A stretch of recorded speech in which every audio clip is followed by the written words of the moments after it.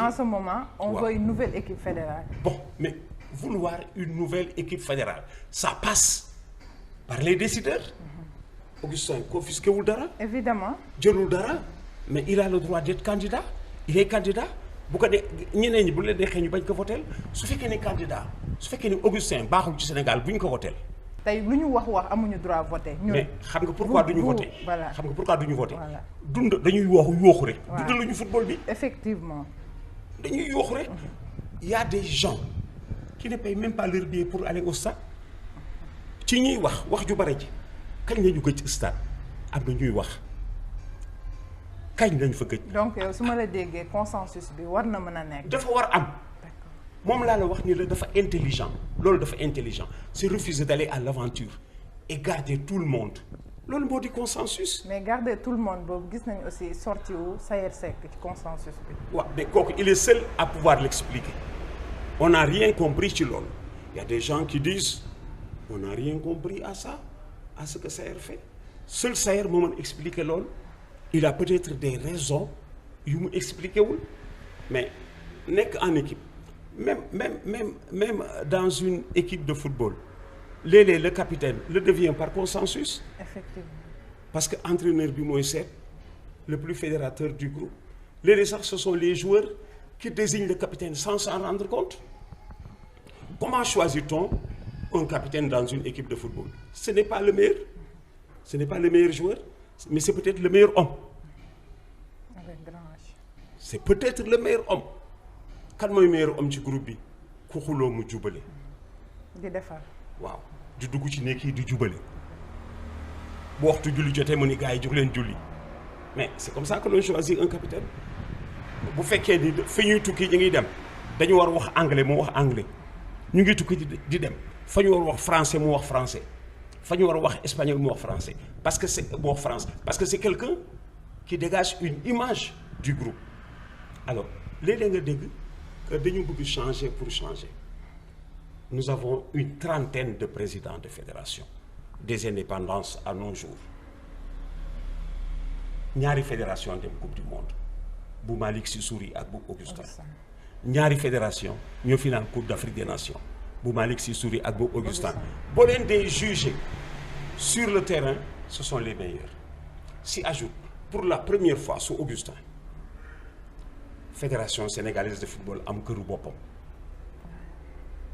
bu regroupement jotee ñu dem tubaab jalaw wala géréw dëkk fa un mois soxlawuñu dara ci mbedd bi lépp ñuy ñëw loolu musul am au Sénégal ci ñoom la musi am te initiative boobu ñoo ko jëlal seen bopp parce que am na mieux ils sont même substitués à l'État léeg-léeg nga gis ku ni stade mais kooku du fédération c'est l'État. Évidemment.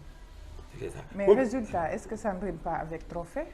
Résultat. Depuis des décennies ñu ngi daw ci ginnaaw un trophée continental. waaw mais un trophée continental ci foofu lay jóge ci li fédération sénégalaise yi def lay jóg te nag kuy final coupe d'Afrique rek mën nga ko gagner kuy qualifier coupe du monde rek mën nga gagner coupe d'Afrique. et aussi nan nga mën a gagner coupe d'Afrique aussi démb confédération génne communiqué Sénégal encore stade bi dañ ko war a inspecter maanaam ñun amaguñu stade sax boo xamante ni tey dañ ko homologué. loolu mi ngi fi woon naka jekk stade yu bon naka jekk mi ngi fi woon et ça léeg-léeg dama naan Sénégal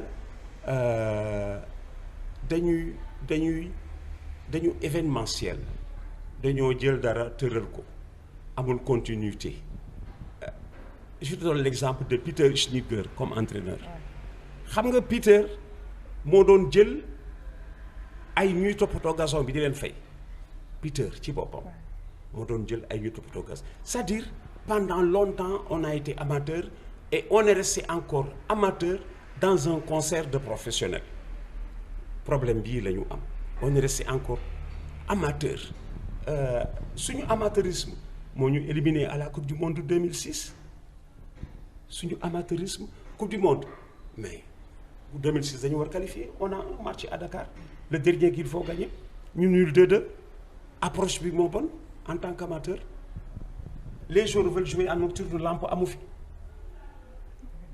doo qualifier ku amul éclairage mérité wuloo dem coupe du monde moom laa la wax ni la suñu amateurisme ba léegi mi ngi fi ici dans le concert national on parle de footballeurs professionnels mais les dirigeants sont amateurs am na lu ñuy defi l'après-midi ils consacrent au football 1 heure à 2 heures c'est une vérité du moment alors pour le moment pour ne pas prendre de risques lii moo di la vérité du moment Augustin était la CAF ni ma ko comprendre il faut l'accompagner les Mbaye Diouf Dia les Louis Lamotte les Saër Seck ils l'avaient compris même Madi Touré ils l'ont compris Madi ci boppam gëm na ni Augustin mi ngi jëm CAF dañ koy accompagner léeg-léeg da nga naan ce sont de vieux problèmes qui les ont tous rattrapés ci veillu élection bi de vieux problèmes soo ko xoolee nii candidature yi ñu ngi jóge ci ay contentieux bu yàgg mu rattrapé leen fii ñu def fii espèce lu bu tuddee làmb golo ku jóg daanu mais pour l'intérêt du football moo di continuer man yàgg naa ci football de. effectivement bi ma ciy dugg booba temps sama ay papa ñoo doon diriger man sama bopp sama papa diriger la sama ay papa ñoo doon diriger après sama ay papa sama ay grand frère après sama ay grand frère sama génération léegi ce sont mes jeunes frères qui dirigent. loolu moo waral ñu ñëw fi sax parce que acteur sportif yu mel na yow tey Sénégal ñëpp dañ lay déglu. ma am doyen Abdoulaye ñëpp ñoo lay dégg. ñëpp ñu ngi doon xaar aussi nga def sortie ci affaire bii di xew ci football bi. consensus ou pas sortie bi élection ou pas. sortie bi li ma wax ci rajo ba nekk moom laa lay waxaat amul ñoom Alaaji Diouf léegi ñu fàtte leen. évidemment ak ñoom Khalilou Fadiga léegi ñu fàtte leen dans une dizaine d'années ñu dem ñëwoon démb dans une dizaine d'années ñu dem ñëwoon démb mais xale yi fi nekk dama naan leen yaan nañu ak si ñëwoon démb mooy lan marqué nañu seen époque Dieu leur a prêté longue vie daañ dem jëpp ñëwoon démb moom laa wax ni le football amul vérité absolue il n'y a que des vérités d'étape étape bi sax mën nekk 10 ans daa gis football génération bu rëñee 4 5 ans 6 ans mu dem après bootul mu tombé dans l'oubli moom laa la wax ni la ca kanam tuuti ñoom Fadiga ñoom Alaaji Diouf ñoom Henri Camara dinañ leen fàtte ñeneen ay ñëw mais seen jamono bañ ci nekkee lii moo doon dëgg te marqué nañ ko moo tax ma bañ ñu compliquer le présent alors que nous tendons tous vers l'avenir te man gëm naa ni Sénégal soreetul fu mu war gagner Coupe d'Afrique des Nations depuis 20 ans gis nga les meilleurs résultats du football sénégalais je suis le football sénégalais des origines de l'équipe nationale à nos jours j'ai même eu moi une présélection en équipe nationale du football je n'ai pas été retenu dans la sélection définitive j'ai eu une présélection depuis la sélection de ma région Saint-Louis parce qu'à l'époque les sélections régionales étaient des présélections qui servaient de sparring partenaire à l'équipe nationale j'ai même eu une présélection donc je me traite dans l'affaire du football su may traité football dafa mel ni damay traité sama bopp et en traitant sama bopp xam naa li baax ci man xam naa li baax ci football bi man gëm naa ni Sénégal consensus bi daal mën na apporter des fruits. waaw yow daal loolu nga jàpp sax. waaw opinion parce que boobu. waaw ba quel moment gis nga fédération bi tey bu demee daañu mën ni tubaab jalaw ñoo ko fi def fan géréw ñoo ko fi def voilà avec tout réalisation yooyu mu def noonu tey waaw qualifier équipe bi coupe du monde. waaw dem ñu dem coupe d'Afrique aussi. oui léegi.